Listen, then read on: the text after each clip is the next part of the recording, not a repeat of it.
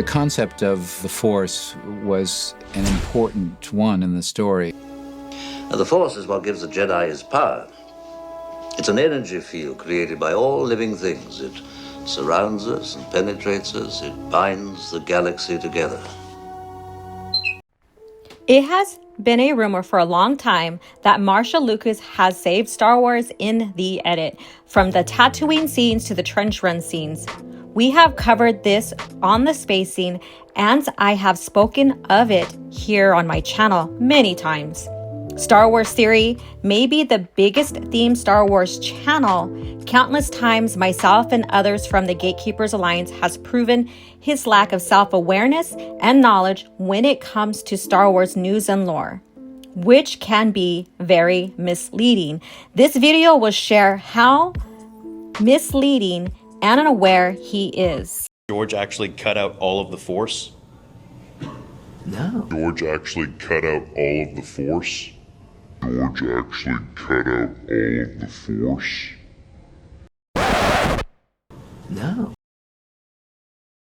Theory said he was told by Roger Christian, a New Hope set decorator, that George Lucas cut the Force themes from the movie, and Marcia added it back.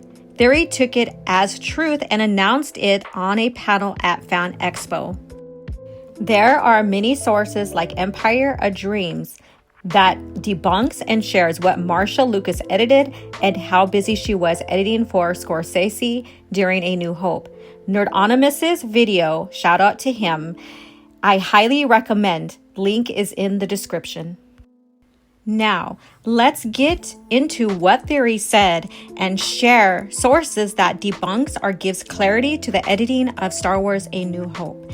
And ask yourself this: if Star Wars Theory knew more about the 6 movies than anyone else, why did he not question what he heard? I don't know if you knew about this. You probably did, but to me it was news that Roger Christian told me a couple weeks ago that Those who may not know, Roger Christian was the Star Wars set decorator and helped George Lucas design the lightsaber prop.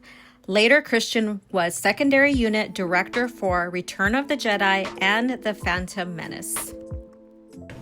for episode 4, George actually cut out all of the Force?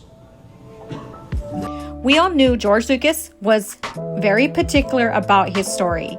Here he discusses how he was displeased with an editor he hired before he brought in Richard Chew, Paul Hirsch, and asked Marcia to return to help edit. This clip from Empire of Dreams shares more. I just finished shooting the movie and I was exhausted, basically, but I had to go right from the shooting into the finishing without a break. Already anxious about meeting his deadline, Lucas was shocked when he saw the first assembly of his edited film that spring. Sir, the Greuters are losing power! All right. I'll get it. The first cut of Star Wars was an unmitigated disaster. How's that? Yeah, that's much better. I'd started to see things cut together. I wasn't happy with it. I'd come in on weekends and I'd recut the film on my own. And I tried to get the editor to cut it my way, and he didn't really want to, and so I had to let the editor go. So I had no editor, I was behind schedule, I had to race to finish the movie. To recut the movie, he hired Paul Hirsch and Richard Chew, and for several months, he was able to borrow his wife, Marcia, who was editing New York, New York with Martin Scorsese. George did not like the edit that was previously done, so he brought in 3 editors. He brought in Chew, Hirsch, and Marcia. There's no indication that he took out the main theme, the Force, or Marcia put it back in. If you look at the final scripts, even to the early scripts, the Force is a driven theme to the mythos and the good versus bad guys, particularly the Jedi versus Sith. This station is now the ultimate power in the universe. I suggest we use it. Don't be too proud of this technological terror you've constructed. The ability to destroy a planet is insignificant next to the power of the Force. Don't try to frighten us with your sorcerer's ways, Lord Vader. Your sad devotion to that ancient religion has not helped you conjure up the stolen data tapes, or given you clairvoyance enough to find the rebels' hidden fort.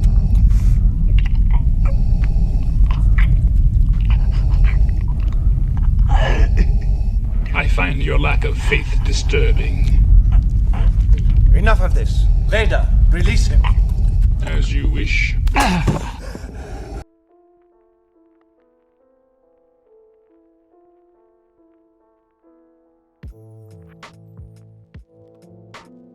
Yeah, so when they were filming episode 4, this is 2 weeks old, I found out, Roger Christian literally said that George was worried that everyone would hate the Force and he'd cut everything out. I disliked the business of Hollywood intensely. When I had that choice of Star Wars being a success, I said, I'm going to try to make a go for it. And so I invested in the next movie and borrowed money from a bank and everything. I had everything at stake. I did it primarily because I didn't want the studios to tell me what to do. I didn't want them coming and commenting on my work and putting their little ideas in there. Let's hear that again. And because I needed to make sure I controlled the vision and not have it be diluted by a lot of other people, I ended up with a company, and the company was successful, the movies were successful.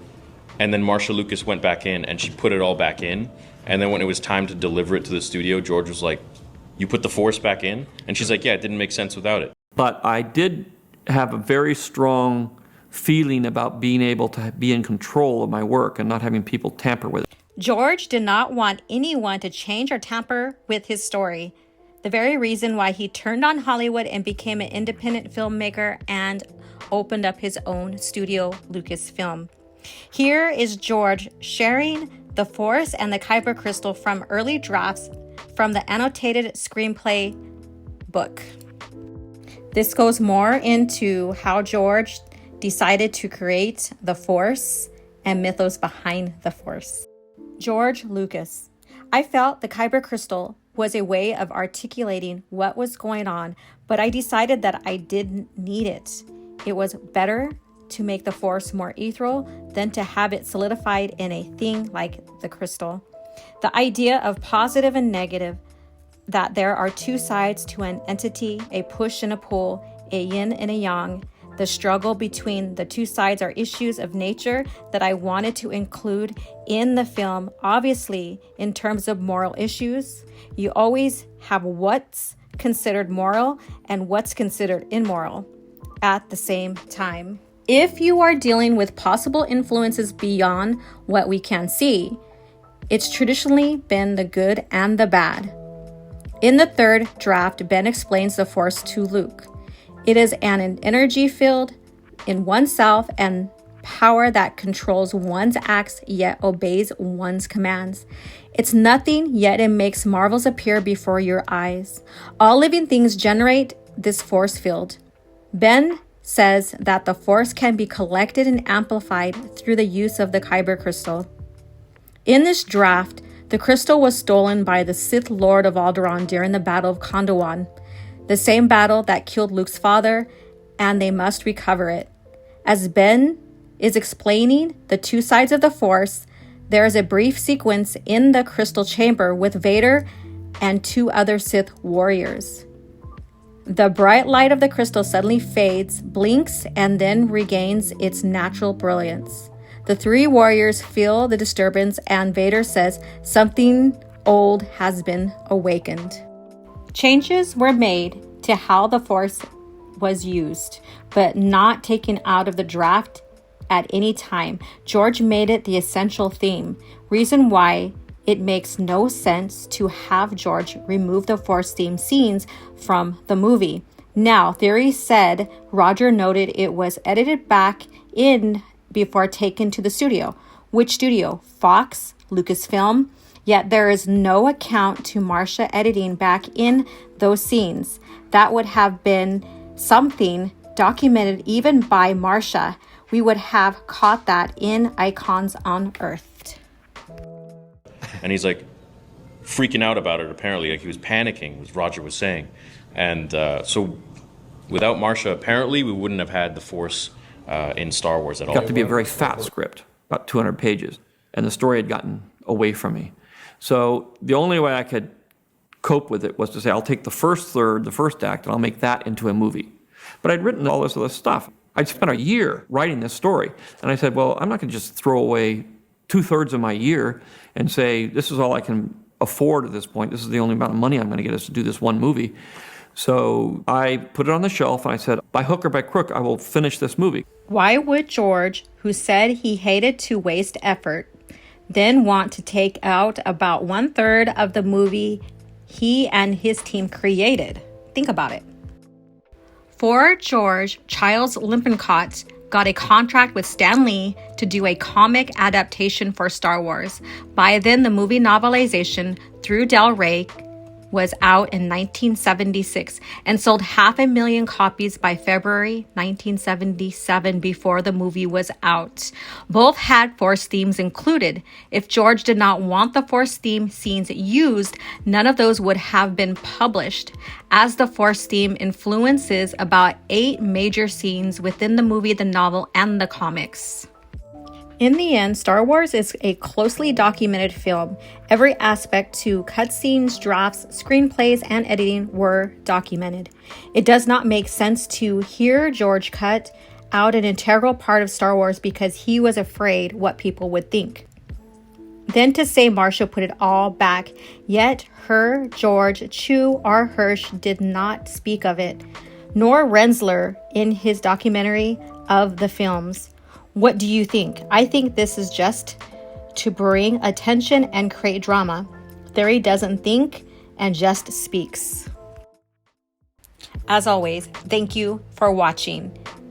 Like, subscribe, and share if you like the content. And if you want to continue to support the channel, become a channel member. May the Force be with you. An idealistic farm boy whose original name was Luke Starkiller. Over the course of his adventure, Luke trains to become a Jedi Knight, deriving his power from a mystical energy known as the Force. But along the way, the script went through radical changes. At one point, Luke was a 60-year-old general, and Han Solo had green skin and gills. Even the concept of the Force had yet to be fully realized. Instead, there was the Kyber crystal, a sort of galactic holy grail.